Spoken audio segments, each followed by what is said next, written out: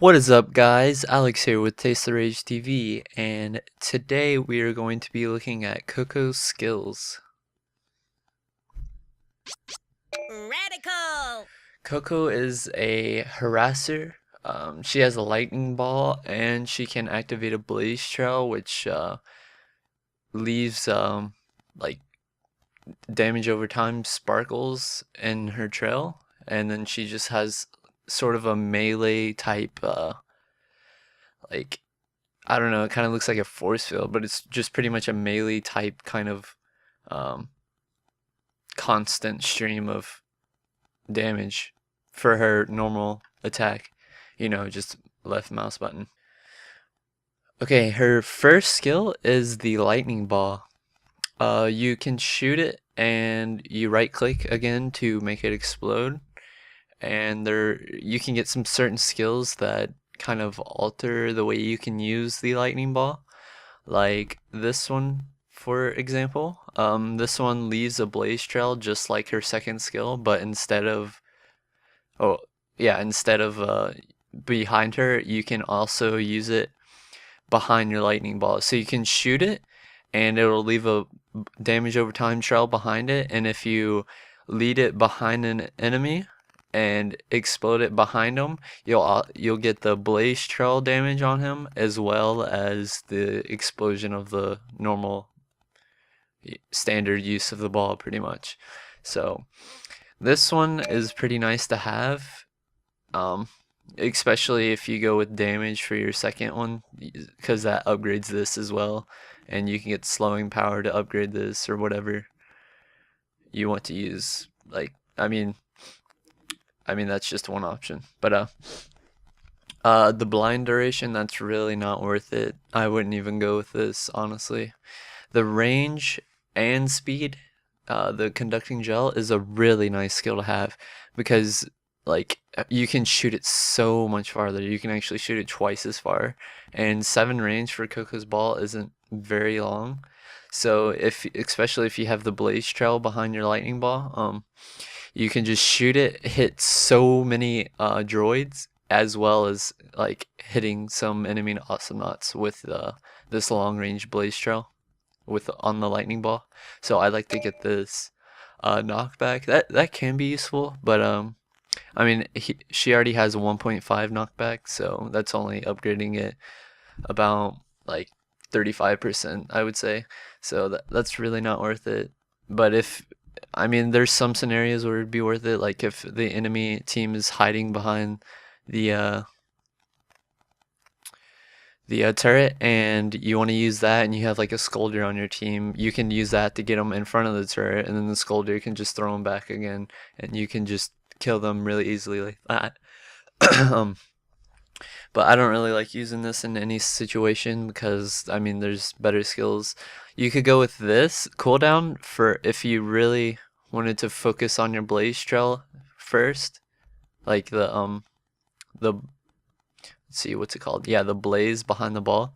Um, this is a very viable option, but I don't really like using this because I mean you could get the damage on the ball and that'll increase it by 21 by the time you're finished upgrading. So those are the three skills I like to go with, but you can really alternate between these depending on your preference, really. And for this is really um, preference depending on if you want to go with this or if you want to go with this another type of build, I guess, with the blaze trail. I definitely like to go damage if I have this like every time. But um, let's see, the movement. This is pretty nice, especially if you're not gonna go with the Space Air Max, which increases your speed. This really helps with getting away from sticky situations. So I like to go with this usually. Like after I've got all these skills, I usually just buy this one so I can get out of sticky situations. And then your last skill, I mean, these are really, I mean, I don't really like using any of these honestly, but I mean, the slowing power, that procs on this Blaze Ball, so you might want to go with that. But you would better off going with this one, or no, you would actually be better off going with the 3 upgraded one because you get 21%. But you know it would cost a little bit more just to get that 1% extra, so you could just go with this one.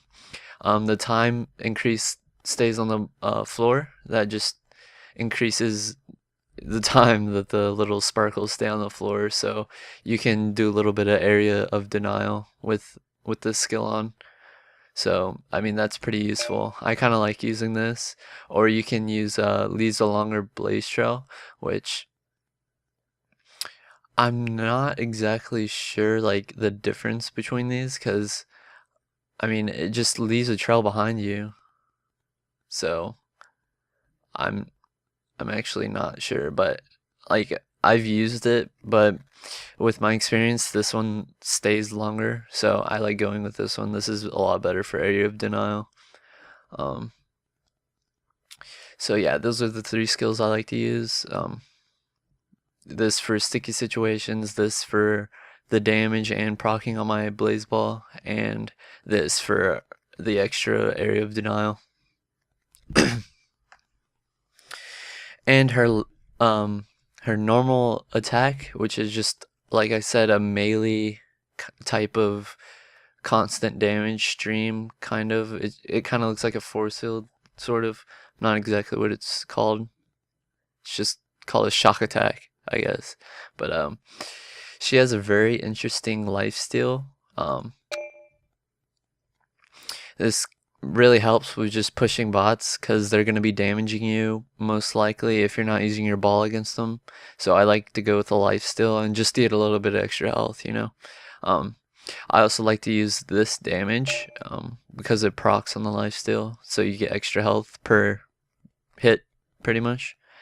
Um, and the last one, I mean, you can go with attack speed. This is what I usually go with. I mean, just first off, because I mean, these all proc off of the lifesteal, which is really nice. And if you have this damage upgraded all the way, you're going to be doing some hefty damage to enemy Awesomenauts, as well as taking their health. Um, slowing power, that's pretty nice, but if you go with the Space Air Max, you don't really need it, and you can just go in front of them and slow them with your Blaze Trail. So I don't really like going with that, but some people do. Turret damage, this is pretty much useless. I would never use this at all because, I mean, there's just better skills here to use besides turret damage. I mean, if you get this one instead of the turret damage, like, you'll just be doing more damage to the turret anyways because this does more than 25%. So, I mean, this skill is pretty much useless. This turret damage does not proc off of lifesteal, so yeah, that's pretty much useless. Pretty much, yeah. But, alright. And her last skill for the melee type attack, this one actually gives you a little bit more range. Like, it's kind of like Lone Star's homing missile. When you attack, he shoots those little homing missiles, but it doesn't interrupt his normal attack. Like, it just comes out like as well as his normal attack. So this is pretty nice, but it doesn't proc off the lifesteal, so that's not really an option here for me, at least. But if you wanted to go full damage, you would go like that. But I like the little bit of lifesteal with my Coco build, so that's what I go with. Coco's last skill bar here, our row of skills, is standard. She has nothing special. Like, what I usually go with though is speed, definitely, and I always go with this. Well, actually, I don't use this with Coco actually, because she can kill bots pretty easily, so I don't really go with this one. I actually go with the extra health to so I can just get in there and just start using this against them, my melee attack. So I like using the extra health instead of the solar bonus. So yeah, I think I've gone over everything with Coco. I hope you guys learned something new about Coco, and I hope to see you in game. Oh, and check out some of my other skills overview. I've already done a Lone Star one and a Leon one, so if you need to know a little bit more about those two Awesomenauts, you should check them out. Just go to my channel and search Awesomenauts up, and they should come up.